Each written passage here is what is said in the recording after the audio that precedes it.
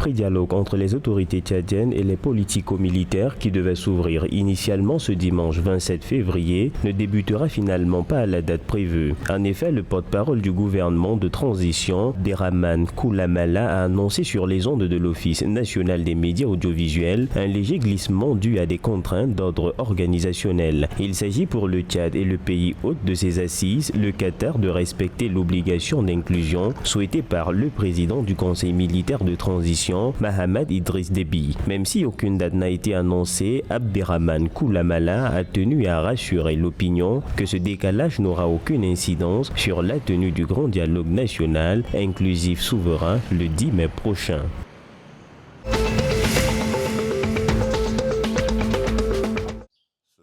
Le gouvernement de la République démocratique du Congo se mobilise pour apporter assistance à ses ressortissants pris en otage dans le conflit entre la Russie et l'Ukraine. Le 27 février 2022, sur son compte Twitter, le ministre des Affaires étrangères Christophe Lodondola congolais a déclaré que l'exécutif congolais va solliciter l'autorisation d'accès sur le territoire polonais à cet effet. Le membre du gouvernement a informé les étudiants congolais en Ukraine, dont le nom n'a pas été rendu public, que les autorités de leur pays d'origine ne semblent pas indifférents face à leurs souffrances. Notons que la RDC a saisi les Nations Unies afin d'apporter une assistance humanitaire à ses citoyens installés dans les villes ukrainiennes assiégées.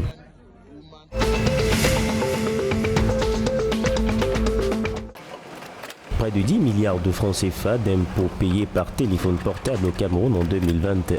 En effet, le chiffre a été révélé le 25 février 2022 dans la capitale camerounaise par le ministre des Finances, Louis-Paul Motazé, lors de l'ouverture de la conférence annuelle des services centraux. Selon les données du ministère des Finances, le volume d'impôts payés par Mobile Money durant tout l'exercice budgétaire de 2021 est proche de la moitié des 25 milliards de francs CFA versés au guichet des banques par les contribuables. Pour rappel, le Cameroun a institué le paiement des impôts via le mobile dans la loi de finances 2014.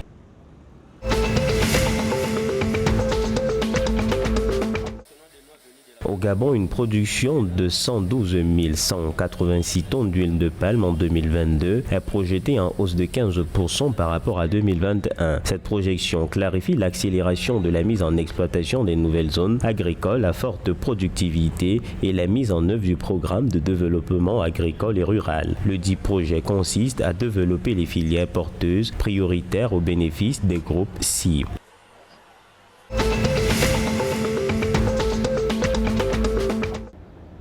Le premier forage pétrolier dans la zone économique exclusive de Sao Tomé et Principe a été reporté à début mai 2022, selon un communiqué de l'agence pétrolière de Sao Tomé. Diffusé le 28 février 2022, le report est dû à un changement dans la disponibilité du navire de forage Valaris DS-10. L'agence nationale de pétrole a engagé dans un processus d'accostage rapide du navire de forage Maex Voyager. Ce bâtiment maritime est également bien équipé et doté d'une vaste expérience dans la réalisation d'opérations de forage en Afrique de l'Ouest. Découverte en 1996, les réserves de pétrole de Sao Tomé et Principe s'élèvent à 11 milliards de barils.